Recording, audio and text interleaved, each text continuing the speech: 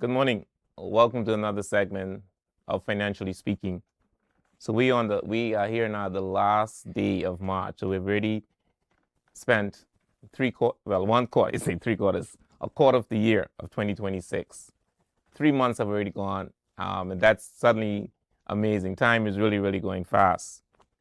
But despite that, I think we are still blessed to be here in Turks and Caicos Islands. Of course, this week in our Christian faith, we'll be celebrating Good Friday and Resurrection Sunday. I want us to encourage to reflect on that reason for the celebration and to honor God and give Him thanks for all that He's done and how far He's brought us where we are. Because to tell you the truth, had it not been for God on our side, many of us probably would not be where we are today. We probably have lost our minds, but because of God, we are in the state we are in today, and we ought to give Him thanks. Today, my guest is not, he's probably the one guest that's been on this show multiple times. Maybe this is his fourth time, but I love having him on the show because he's real and it's an encouragement to a lot of young people and older people. The thing is, the Turks and Caicos Islands continue to grow at a rapid pace. There are many opportunities here in this country. People from the outside see it and they're coming here and doing it. And I really want to encourage us to, think outside the box. I want us to encourage us to take the risk. I want to encourage us to to open that business. And we want to hear from someone who has multiple businesses. We want to hear about the do's and don'ts, and the challenges and the successes. I think is very, very critical. This is our time. Of course, everything does not last forever. But while we are experiencing this great season, I think we all should piggyback on it and get what we can get from it. And with that said, I want to welcome Mr. Ellery James to Financially Speaking. Thank you. It's been a while. It's always a pleasure It's been a while. to be in your company. Yes. And to share with the people of the Turks and Caicos my experiences, the do's and don'ts, and what I've learned along the way. Mm-hmm. It takes a village to raise a child, and then it also takes true countrymen to build his own country. Yeah, I like that. So I appreciate you having me again. No, man, I love when you're on the show. Looking forward to the conversation. Yes. How long you've been in business now? This year marks 15 years. Oh, wow. 15 years. Wow, that's incredible. Congratulations. Yes. Well, when is it? May? Is it? June. June. Okay, June is June. gonna give us 15 years. Yeah. In lapels. Wow, that's awesome. Yes. So when you, for those persons, let's get to the bottom of this thing, right? There are a lot of people who want to start a business, but they don't have the money. They don't see how they can get the money. What advice would you give to people who wants to take that risk? Because it is a risk. In starting a business, but they don't know where they're going to get the money from. Well, I mean, Drexwell, I'll share with you my experience. And I mean, we always like to tell people save, and then well, it's obvious that the banks doesn't lend to small businesses. And I think I shared previously on your show how I started out. I went into non-traditional ways of raising money. Right. In addition to saving, I mean, I shut down. My bald head was one of them. I just stopped cutting my hair. When you started? No, it was long before COVID. Oh, okay. But I mean, I started out lending short-term loans just for make a $50 or $100 there. And what happens is that people look at the long-term effect, like, oh, I only made $50 today. But you know something? If you're trying to make $10,000 and you made $50, you're on your way there. And it takes a discipline not to get distracted. And the one thing I say is that the one thing I found out is that with the good Lord is that once you set your mind to it, it can take some sacrifice. It will take some sacrifice, but then you just have to be instrumental in finding non-traditional ways, because you can't really turn to the government too much per se. You can't really turn too much for to the local banks and stuff.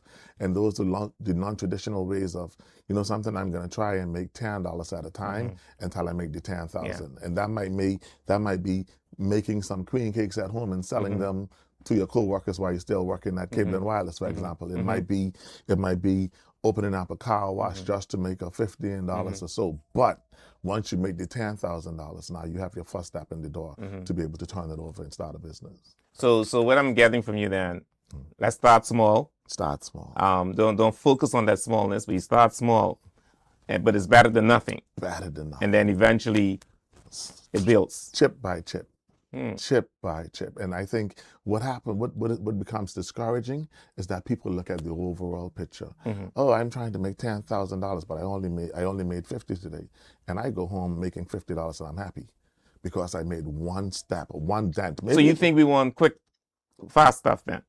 That's what the world has become to. We learned that from mobile phones. We learned that from the microwave technology. We learned that from shucks. Back in the day when you cook oxtail, you needed to boil it. Now then we have a pressure cooker. I know. You get it done just like get that. It done so society has trained us to get it done right away. And anything fast, it can't be good or it wouldn't last. Yeah. And so learning to have a plan and work towards that plan, work towards that goal, and do not be discouraged, and celebrate the small wins. You know, I like that. Celebrate the small wins. Yeah. You know, hey, I'm trying to make $50,000, but today I made 100. Yeah, and that also encourage yourself. Encourage yourself, because you may end up becoming discouraged. Absolutely. When you see these little small amounts coming in, but I like that. Yes. Celebrate the small wins. Celebrate the small wins, and finally on that topic, you know. And I'd be very, very careful how I share this because it's an all or nothing thing. I don't believe in having a plan B. I remember you saying that. If I have you didn't have a backup plan. I don't believe in having a backup plan. Because if I have a backup plan, then my faith is not strong enough in what I'm doing. My faith is not strong enough in my God and what I'm going after.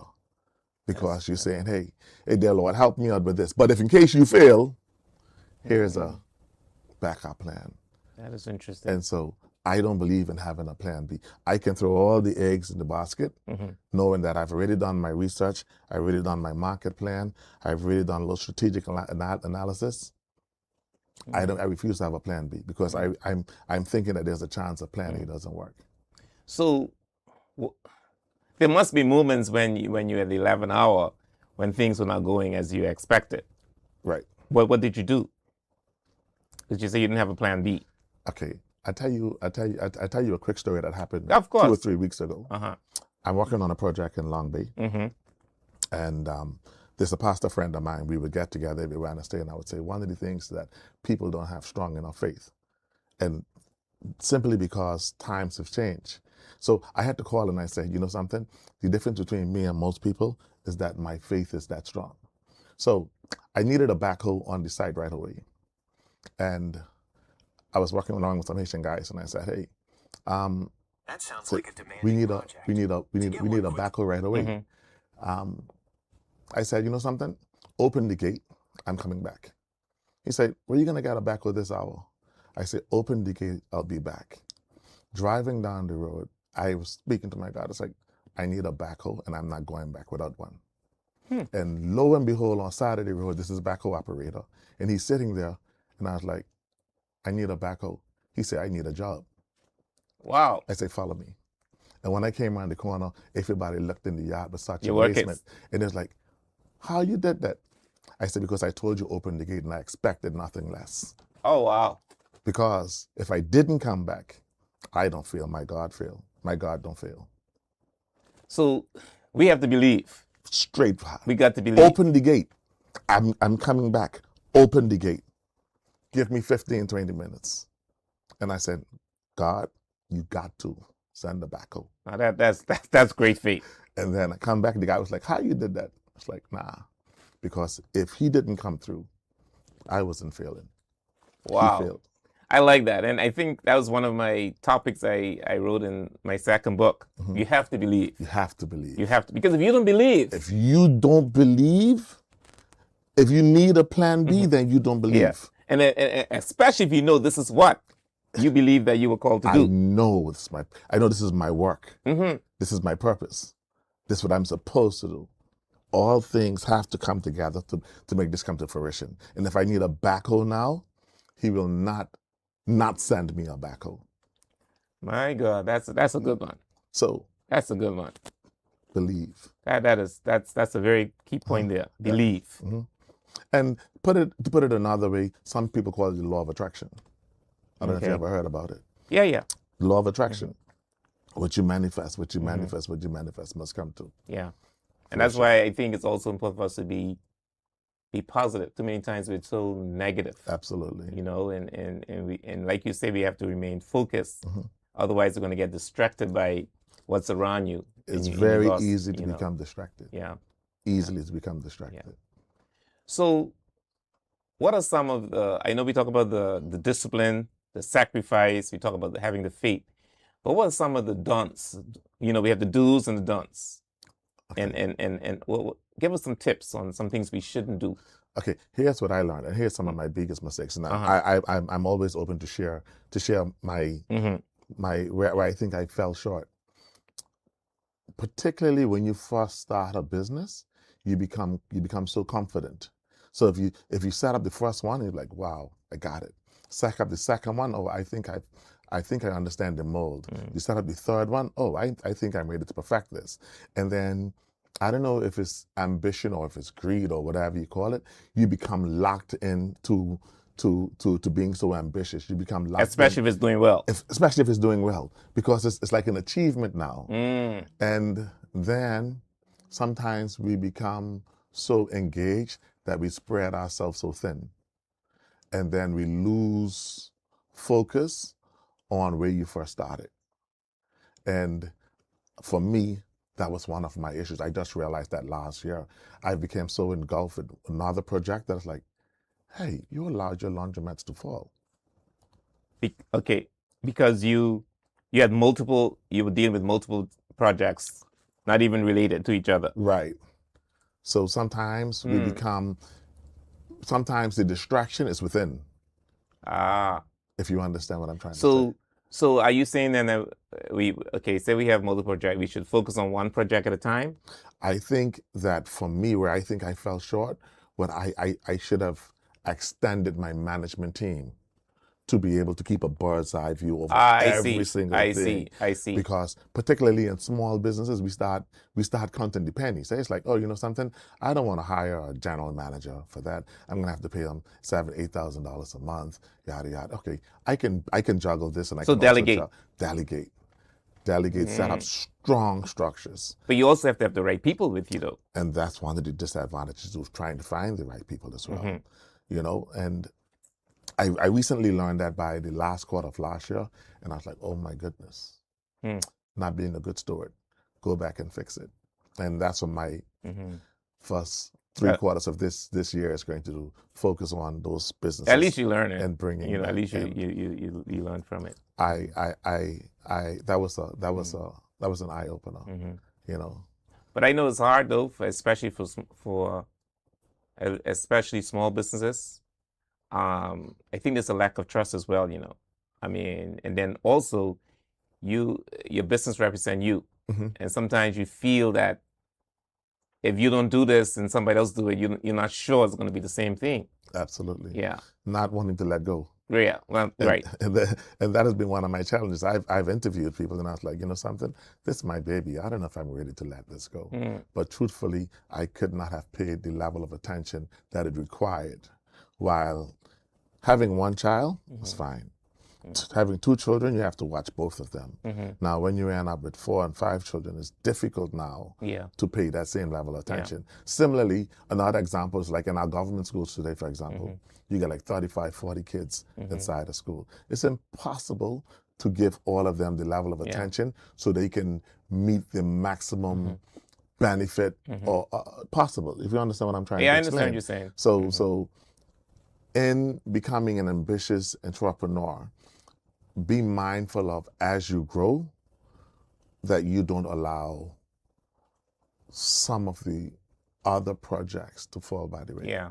And then and you have to also realize when you grow, as your business grow, that requires more time. You have more customers.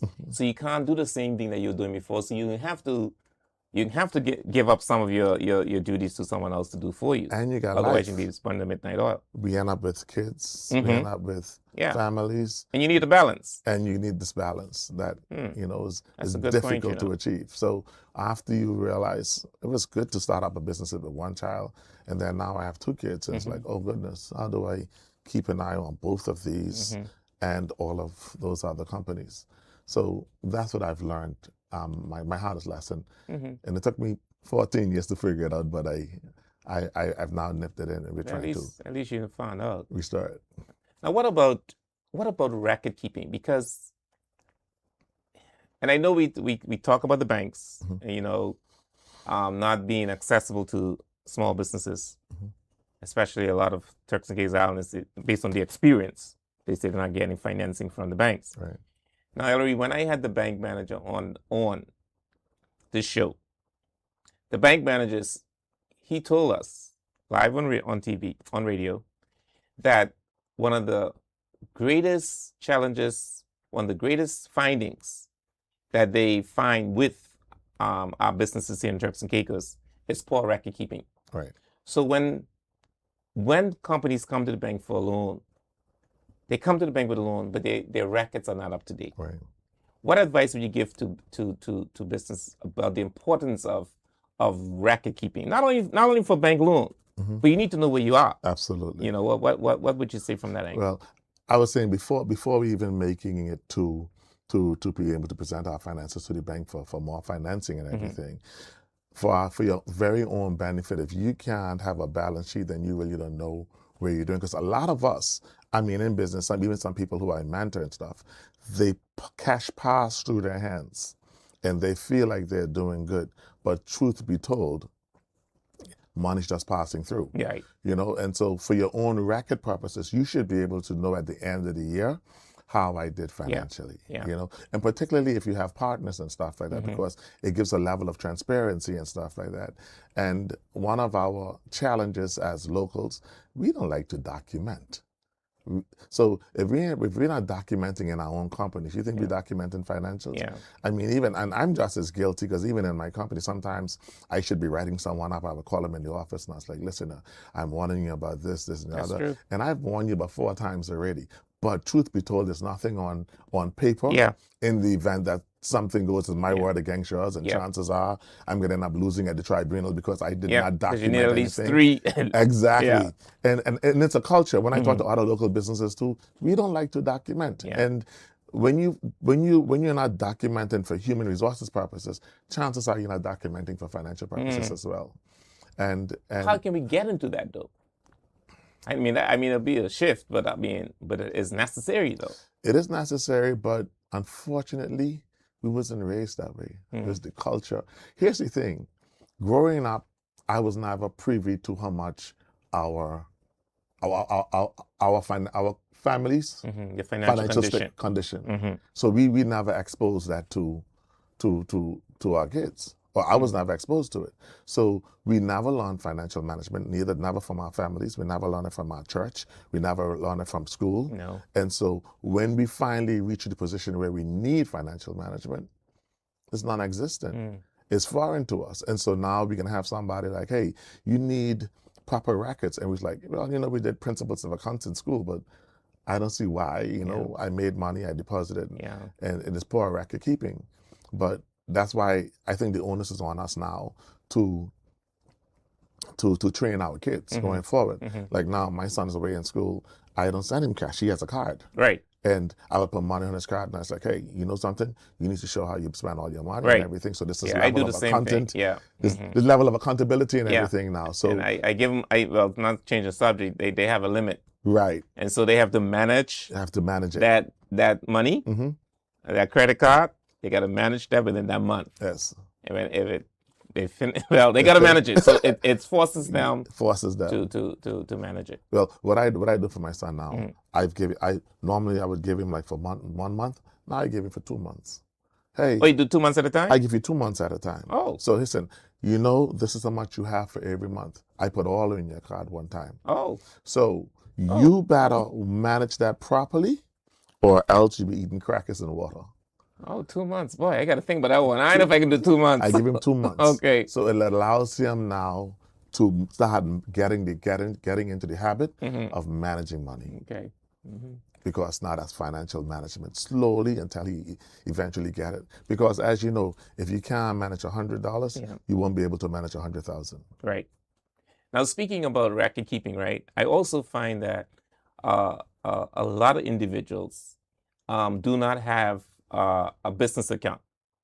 Oh. Quite a number of people. They are using their personal bank account to conduct their business. And so they're commingling their personal and their business. Business and personal. I learned from Gilly. Gilly's been my mentor for I years. know that. Mm-hmm. And not divulging too much, but I used to work along with him, and some days I would go inside his office because not only did I work for him, he was like a very good friend and mentor. And some of the conversations he would say that kind of crafted who I am today. He would say, "Hey, why is this company owing this company so much?" And there would be a big argument within his company. Oh, yeah, that's happening a lot. That's and happening he's like, "Oh, you know something? This company needs to pay me," and blah, blah, blah. And I'm like, you own both of them? Yeah. And he has taught me to say, hey, separate all of those things. And most times when the banks don't be as favorable, it's simply because we have nothing like that to prove. Yeah. You can't say, well, your business has been doing this because there was no forecast, there was no proper record keeping, and everything is on your personal account. Yeah. I wouldn't lend money to you either. Yeah. So that's I'm encouraging business owners, please open. I mean, I believe you have a business name or a corporation company. Please open that bank account. Yes. And I know sometimes you might blame the banks for taking long, but some of you been in business for 4 and 5 years and they don't have a business account. No. You know what I mean? Yeah. You can only blame the bank for at least a couple of months, but you should open that bank account, separate the business. Yes. What about now, as an entrepreneur, right? Do you pay yourself a salary? How does that work? Or do you pay dividends? How does that work with you? How do you compensate yourself? Well, because I have been financing most of my projects, I don't take a salary because I'm still looking at this big picture. Now, I think this is the wrong way. Let me make that clear. You don't take a salary. I don't take But then a you salary. have to. The company covers my expenses. Okay, so that's basically a salary. Yeah, basically, but I don't take a chunk of money. Okay. I don't take anything. So I only use the company card. I don't use the company card for nothing frivolous and stuff like that because there's a lot of things I really don't need because I'm looking at the overall picture. And so I've been pretty much reinvesting my salary per se into other projects. All right, so you don't pay yourself a fixed salary. No. But your company takes care of your expenses. Yes. And you treat it as salary. And I treat it as You treat it as salary, but you don't pay yourself a lump sum each month. Right. Okay. I don't think that's the right way to do. I honestly don't. I pay myself. I don't pay. No, simply because, I mean, when I started out, like say 15 years ago, I started out with the dry cleaners. And then I was like, you know something? I want a laundromat. And I didn't realize that's going to end up at 4. But then after, it's like, you know something? If I take a salary, I know how much a laundromat is going to take. I can't afford to because I don't intend to finance this through the bank. So I went ahead and every single thing, go home, eat corned beef and white rice. You do? You still? For breakfast, lunch, and dinner. I'm still. That's big sector. Okay. I don't believe in it because it's the overall picture. And then after I was like, wow, I was able to save up enough to do a laundromat. And then that's why you cannot be distracted. Because I remember going through that time, not everybody's going to understand the plan, but you yourself must know the plan. You must know the vision. And it's like, oh, this guy too cheap. He don't want to go out nowhere. He don't want to spend no money. I said, not like, no. Yeah. Because one washer for 15,000 and I need like 8. Yeah. You know? That's a very good point because that leads me to another point. I think we focus too much on what people say about us, what people think about us. Absolutely. And so we're living our lives to please people. You know what your end game is. You know what your destination is. Yes. And so you need to focus on that. So the point is really, don't be caught up what people say about you and think about you. They can call you cheap as much as you want. Yes. No matter what you do, they can find something to say about you. Then it's the same people that still at the same place. There you go. They still at the same place. There you go. So you cannot be distracted. Yeah. So you don't have to be going out or eating all this, Nah. you know. And sometimes the food don't taste good anyway.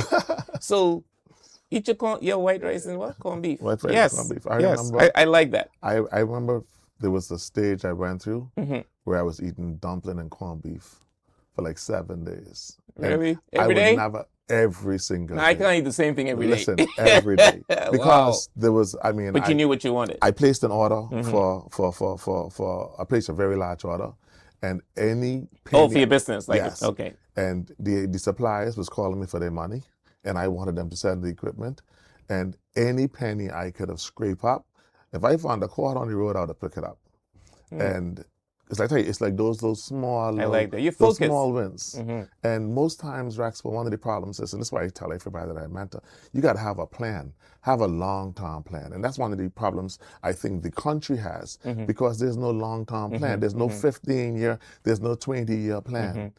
You know, I have a 20-year plan.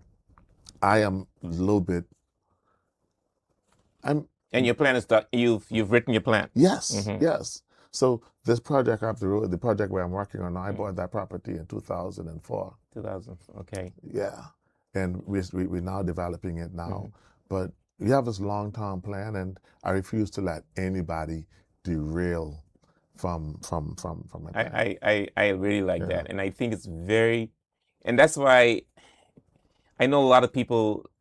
You know, we complain a lot that we're living from paycheck to paycheck, that we cannot do this, we cannot do that, and I honestly believe that no matter how much you're getting, there's something that you can save. There is something in there. And you've made that sacrifice.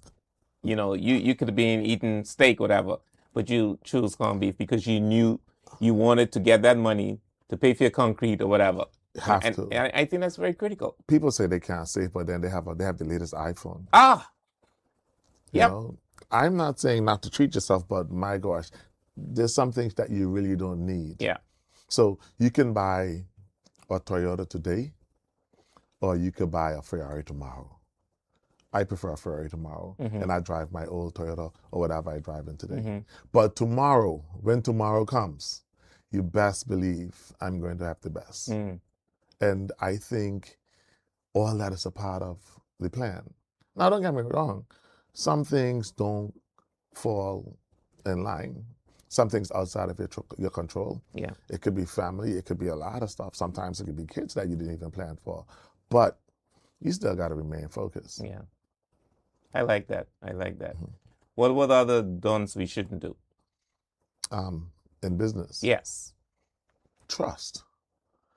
Don't. Credit.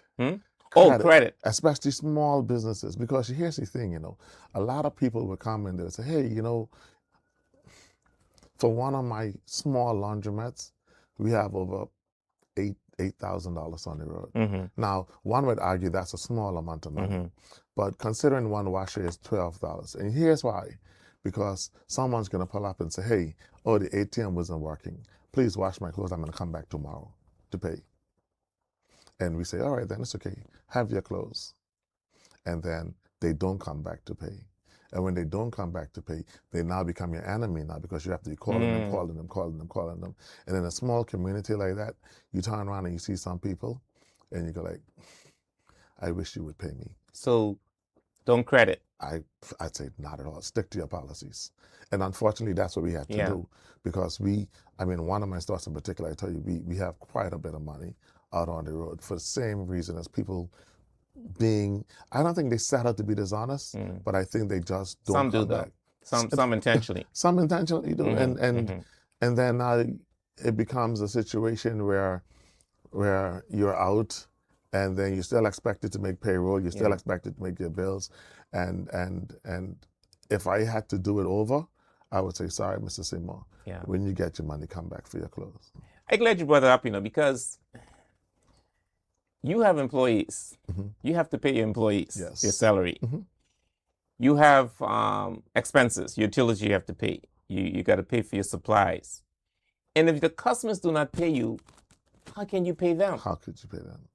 And that's so what I started doing. I'm in that same situation. I trust people, and so now I ask for deposit. Right, you have to. I ask for deposit, and then when I complete the work, before I give them the work, I ask for the balance, because based on my experiences. Once you hand it over, And the thing with me, I'm not selling a product. I'm selling services. So I have to pay my staff for their Yes, time. yes, So the staff do the work, but the customers don't want to pay. And yes. that is, and so I Yes, like don't yes. credit. Don't Very, credit. very good Don't point. credit. Very good point. Because here's the thing, particularly in small businesses, until you reach to a level of disposable income and stuff like that, most times you need that money to go and buy a new product. Most times you need that money to buy new supplies and stuff like that.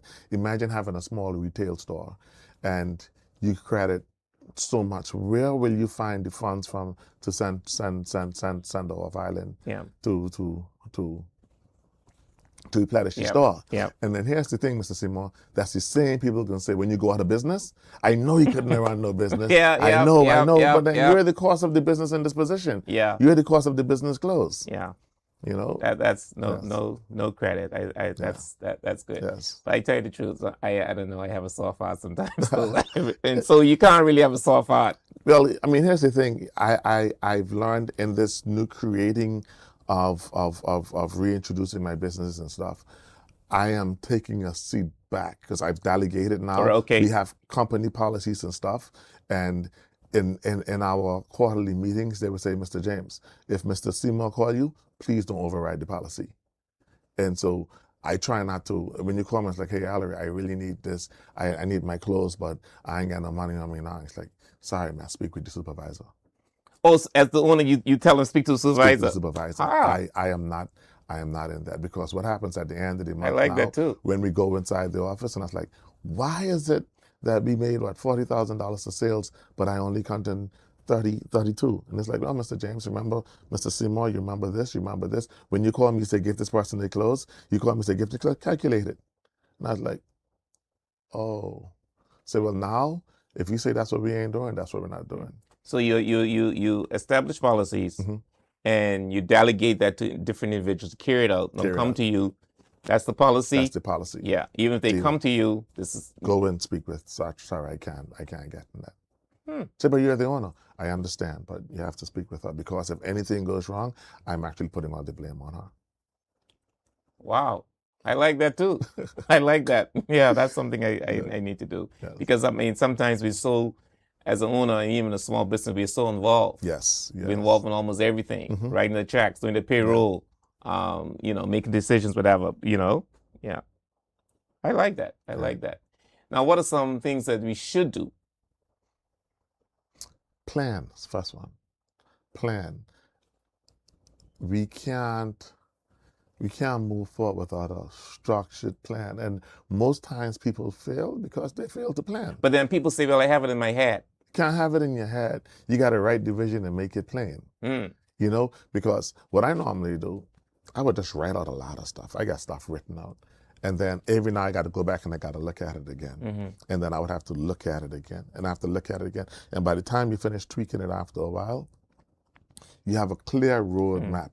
And the truth about it is that once you write it, Mr. Seymour, when you look at it, for whatever reason, it's going to come to you on how to achieve it.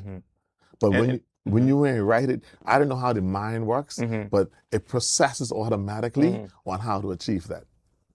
And do you keep your plan visible, like say in the bathroom somewhere? I mean, no, I just have a book. You have a book. I just have a book. And then and how often you go back and look at that plan, like weekly? Because I'm always scratching. I mean, if I know where to talk about it, then I would bring it. Okay. But the book is just always there. So every time I start flipping through the book, something comes to mind, I would write. Like even to all my projects and stuff, I would draw them out. Everything is in the book. And how easy it is for people people say, I can't write. I mean, how easy it is. What should the plan be? I mean, is it easy to document or just write down what you? Well, there's a formal structure on how to write a business plan. But the truth of the matter is, I don't think you need all that. I think you just need to write what you want to do. Like your goals. Your goals. Like for example, you write out, hey, I want a studio and stuff. And then after you write a studio, I would need cameras. And I would think, okay, then how many cameras I would need? I would need one that's sitting on the right, one that's sitting on the left. I also need a camera for the person in the middle. So it's gonna force yourself to ask yourself the necessary questions. Because if you was to tell somebody, write a business plan, then they're going to be like, it's going to become overwhelming. Yeah, and it's like they turn. It's going to turn them away from it. I tell everybody, man, just start write what you want to do. That's the first thing to do. Okay. I want to open up a grocery store. Okay, what do you want to sell? Canned stuff? Okay, I want to sell canned stuff. Write some of the canned stuff you want to sell. After you write some of the canned stuff you want to sell, then the next question is going to be like, where am I going to get it from? Okay, then go online and research where you can get it. So you see the business plan already coming into fruition. Yeah. And then after you realize where you can get it, how I can get it here? Well, I'm going to have to go to the States. Okay, then I'm going to need a broker or some means of getting it on one of the cargo ships, or I can use tropical, and then the list can go down the line. Well, once you get it, how you can get it to your store? I'm going to need a truck to get it over here, and then you're going to realize by the time from that one goal that you've written out, you're going to realize by the time you finish writing to the bottom of the page, you've already scribed the entire project on how to achieve what you want to. Yeah. That's good. That's good. Yes. And that's without having to go through the formal lines of writing a formal business plan. Yeah. Because at the end of the day, now you have something to go back to and look over and say, I thought about this before. Yeah. And then you should know what's in your bank, because what happened is some of the reports we get back, like people to write their business plan for them, and they don't know what's in the plan. Right. And so if you could do that yourself, at least document. Just document. Yeah. Document. And even someone write a business plan for you, at least you give them the information to put in the business plan for you. I think if it's your passion, then I think you should write it. You should at least have the answers on how it's going to come together. Because if you know what you want, now, we're not expecting, well, I shouldn't be expecting you, anyone shouldn't be expecting you to write a full financial forecast. Yeah. That's where HLB or one of those companies will come into. Yeah. But you must be able to know grocery store, canned goods, no bread. Why no bread? Because bread is expired too fast. Why no chips? Because chips only has a small shelf life. And you have to be able to write all this stuff down. And when I said the number one thing is to have a plan, is because when you're outside of the situation, you can think more clearly. When you're inside, it's almost like when I'm going through something, I cannot process stuff for myself. I'd have to call you and say, Drexwell, I'm going through this. And you'd have to say, well, I think you should do this, simply because my mind cannot process it because I'm in the middle of it. But if I wrote all this stuff down, like I said, I could always flip back to my book. Yeah. And then I'd be like, I'm thinking clearly now. I did think about this before. This is how we're going to resolve that issue. And I think also writing stuff, it's I think subconsciously it's in your mind when you write stuff down, because you remember subconsciously in your mind. So it's a reminder. This is what I wrote. This is what I want to do. You know what I mean? There's a book I read. I can't remember, but there's a chapter in this book called The 7 Whys. The 7 Whys. And in this book, I don't remember the name of the book. It says that after you've asked yourself why 7 times, you will end up with the right answer. So why? Write the first thing. Okay, why that? Write again. Why that? Then write again. After 7 whys, it becomes clear. The 7 whys. That's good. Were there times when you feel like, I know you say you don't have a backup plan, but were there moments, because there are people out there who feel like giving up? Were there times when you just felt like giving up? There was no cash to pay the employees their salary? If there were those situations, how did you overcome that? Of course, man, there's always going to be, as long as you're human. Yeah. I mean, even if it's not cash to pay the employees. I remember there was a time by the dry cleaners, oh my God, every week something was breaking down. Really? And how do I explain to you that your clothes were supposed to be done in 4 days, but now, and then we fix this other part, and then it's like, in the line of business, you can't just run down by the store and buy it. No. So you have to go ship that stuff in. Parts are not here, right? And parts are not readily available. And every time you come, I have to say, sorry, man, your clothes still not ready. And I remember going in the office and saying, I am done. I am tired. And you bought in the pump, and the pump was the wrong size. Oh, and then when the pump finally come in, the pump didn't have this fixture on it to connect it to the system. And then you had to bring in and then you're like, there has to be an easier way. Yeah. And then you have to remember, hey, what Gilly used to tell me, say if it was easy, everybody would do it. Yeah. And that's why it's very important to have someone in your life that you can always pick up the phone and call. And I remember one time, you know, and I've left under Gilly wings over a long time ago, years ago. And I remember one day I was really going through, man. I had enough. And he just walked in the door. And it's like, He said, what's going on with you? Mm. I was like, man, it's just saying good. He's like, I said, what are you doing here? He said, I just came to bring some clothes. But then just seeing him, Oh, wow. just seeing That's him, a I was wake-up like, call. man, you don't know what you just did. He's like, what happened? I said, nah, man, drop off your clothes. I could go back to work now. Wow. And it's very important to have those type of people in your life. Yeah. He said nothing. Only after a while, I was like, man, bro, I've been having a bad 3 weeks, man. He's like, what happened? And I was like, and I was going through the list, and he was like, if it was easy, everybody would do it. Yeah. I said, but you know something? I'm good now. And you got to be able to have someone that you can call on to. Yeah. And that's only one instance, but to get to your case of financial not being able to pay your staff and stuff, you got to surround yourself with people that can help you. If you're the smartest or you're the most advanced in your group, then you're in the wrong group. I got to be able to be around people that say, hey, Mr. Seymour, I really can't pay my employees this week. And my character got to be good enough that you say, you know something, even if I lend Ellery this money, I'm sure he's going to pay me back. So character is very important. Now, what about getting loans for your business? It's very tempting. Of course, we already established that there's a challenge for people getting loans from the main 3 banks here. But there are a lot of other financial institutions that are here and that are popping up. And it's very enticing for people to borrow money, whether it's for personal use or for business. What advice would you give to people about borrowing? I mean, when should they borrow, or should they borrow based on your experience? I mean, well, Stanley told me something along with Stanley Williams, a very good friend of mine, and he would say, if you want to go fast, go alone. But if you want to go far, go with others.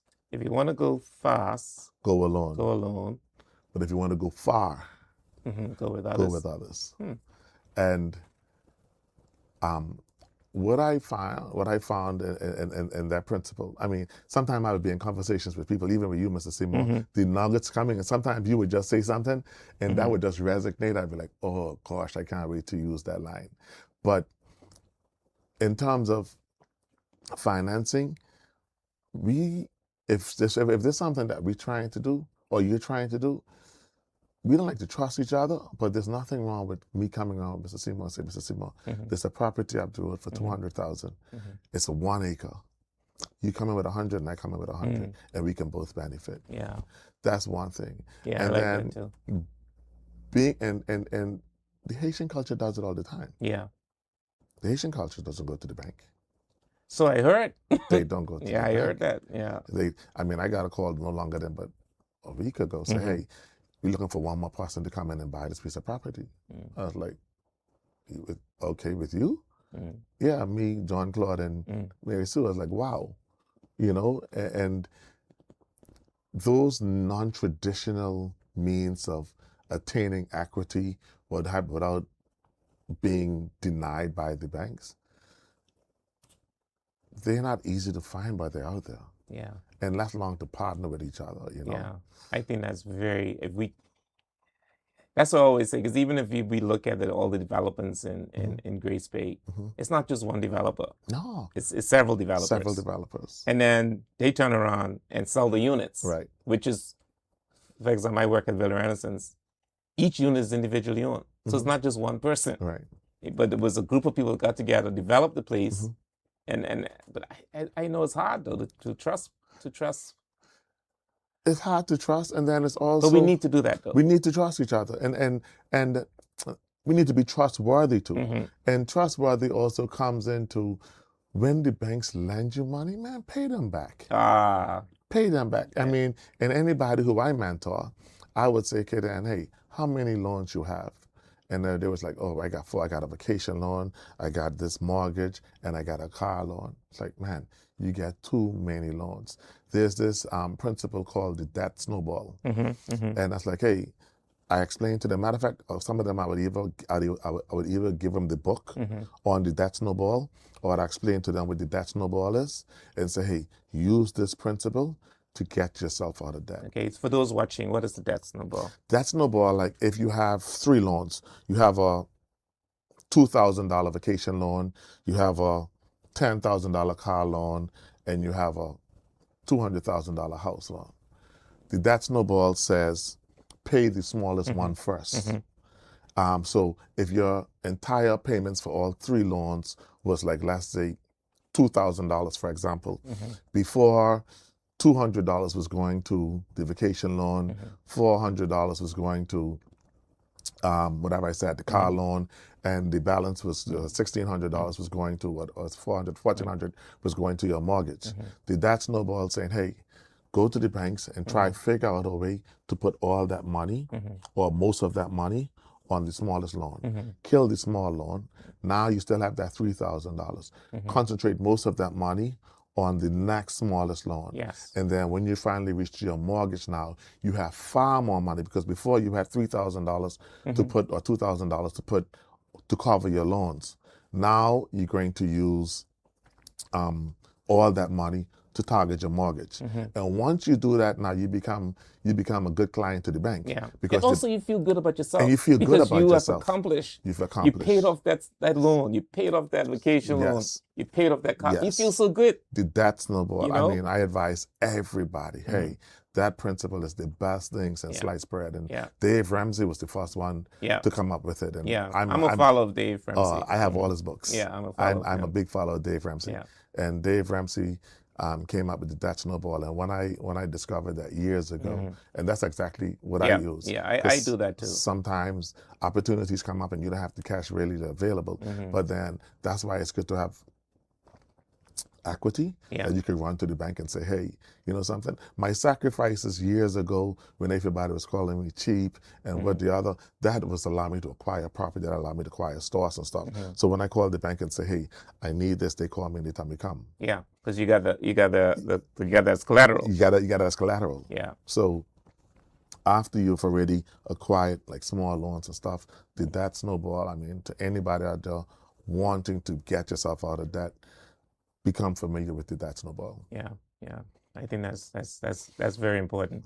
And then once you do that, try not to get in any more debt unless it's I think it's for investment purposes. I don't think people should be getting vacation loan. I don't think you should, but you know. I totally agree too. I can't imagine if you can't save to go on vacation, then I don't think you deserve a vacation. Yeah. And that's similar to ASUS and stuff. I don't believe too much in ASUS. Me neither. Personal preference. Oh, we have a lot in common. Personal preference. I think ASUS are for people who can't save. Yeah. Who lack that discipline to save. I mean, if it works for them, If it's it works fine. for you. But for me, I don't like it. It's a discipline. Yeah. You lack financial discipline. Yeah. So you're gonna wait 12 months for your same money back. Yeah, and then you got to pay somebody. And then you got to pay somebody the administrative fee. So, No, I could turn around and I could say, hey, in 12 months, I'm going to save $300 because that's what I'm going to buy. We are on the same boat. Yeah. Now, what about the use of credit cards? Do you use credit cards in your business? For everything. Or for personal use? For everything. You use a credit card? For everything. So why you use credit cards? Because the benefits of points. You're getting points. I get in points. So when I jump on the plane and every other month or every month when I want to, I don't pay to travel. Yeah. Because I redeem my points. And I use the Scotia plan. Yeah. That has the personal. The Advantage? The Aero that has concierge. Yeah. So I can pick up the phone like my own secretary and I can say, hey, I want to travel from here to New Jersey tomorrow. I return on this, book me a car and book me a hotel. Yeah. And then they call you back and they give you all the details and stuff.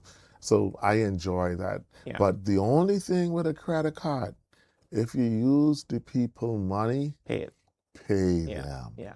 Because once you end up in credit card debt, 17 to 24, some banks get 26% interest, you will be in their debt forever. Yeah. And most people don't know how to pay a credit card.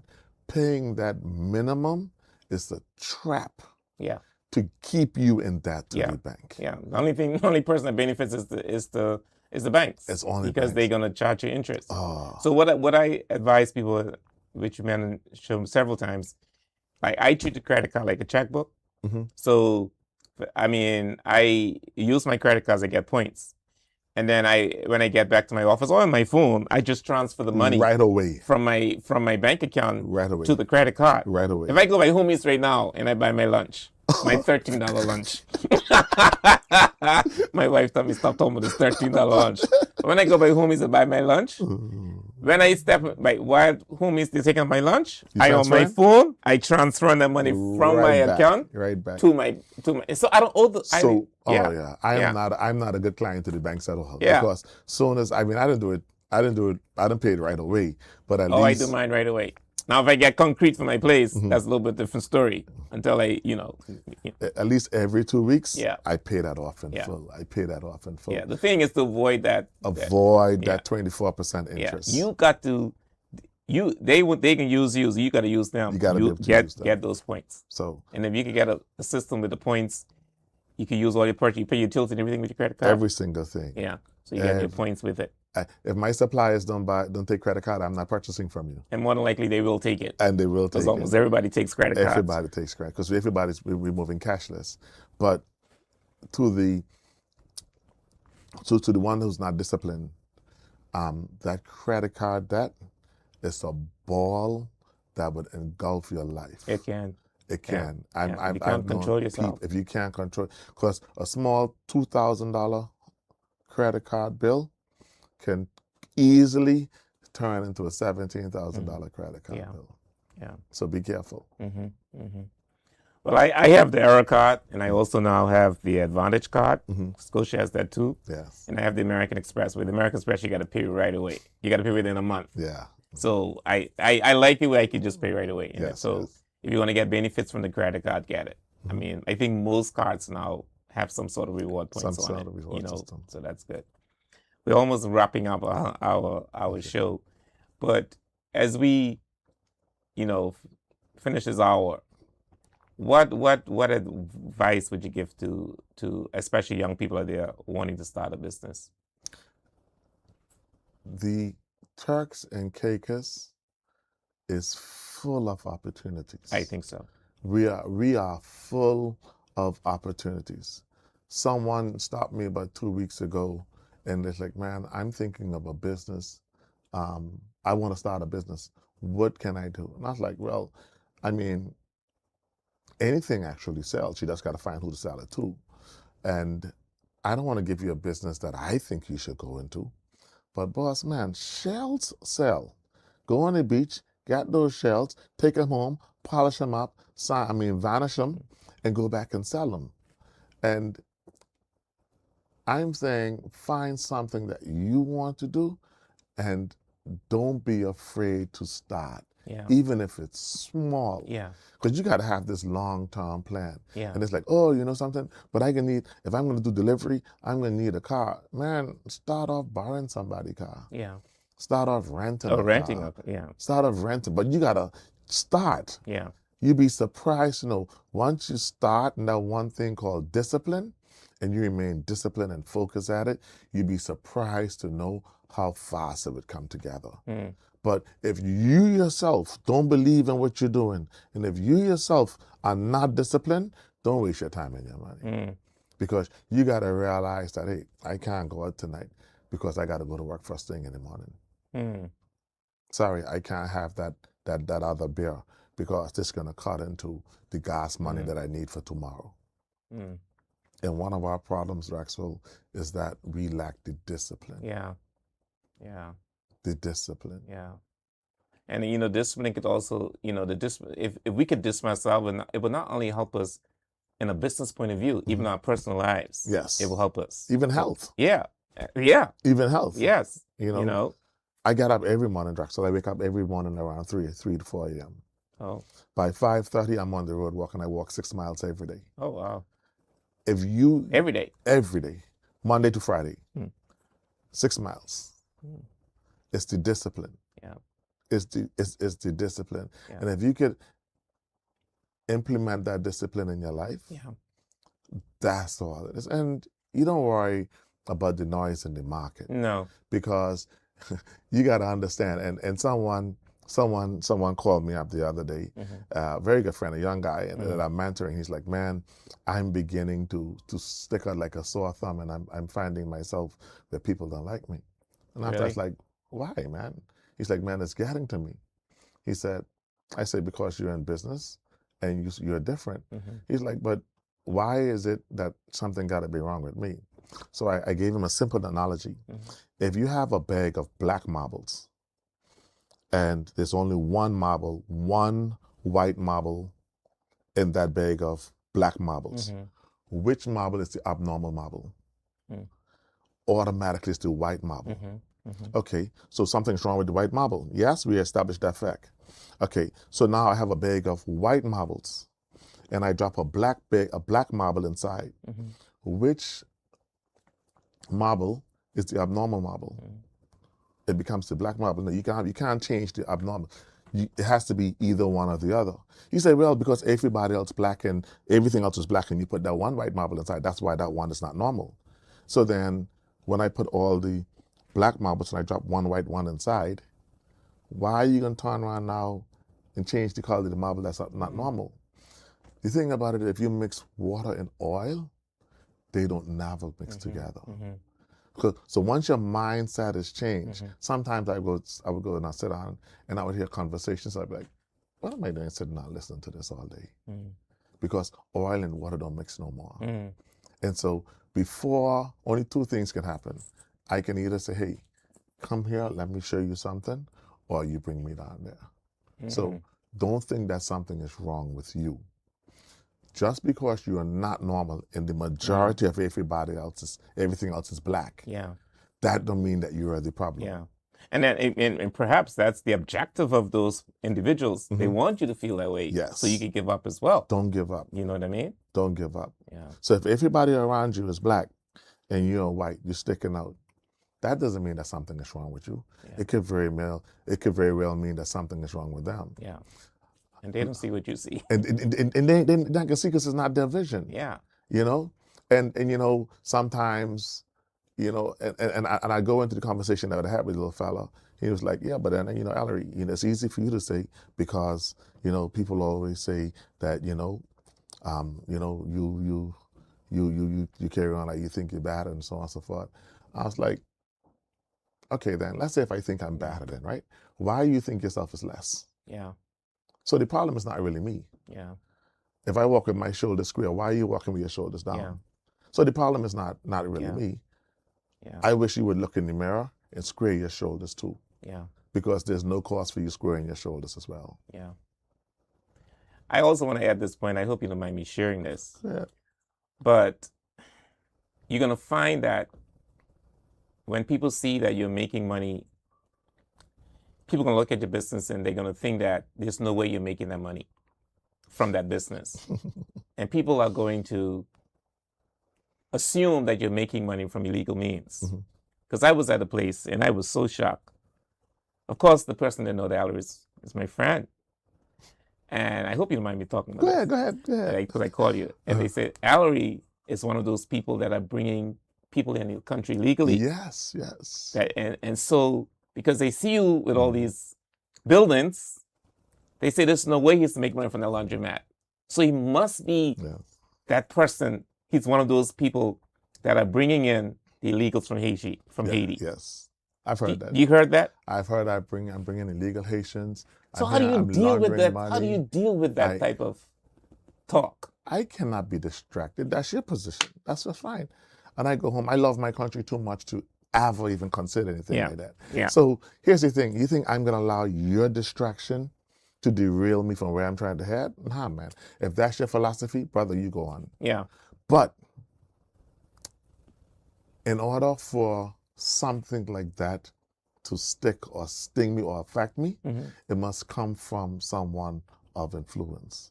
Most times, people of influence don't have the time to sit down. You think the Gillies and the Ariel Mystics and sit down, you think they sit down, they cross their leg and they're like, oh, you know, I think Mr. James. Nah, man, those guys are so busy trying to get it. Yeah. You understand? You think the travel must grow them. You think they sitting down. Especially if you're not doing what they accuse you of doing. No! you know it's not true. You can't be. You know? Those are, I mean, distractions come in in various forms. Yeah.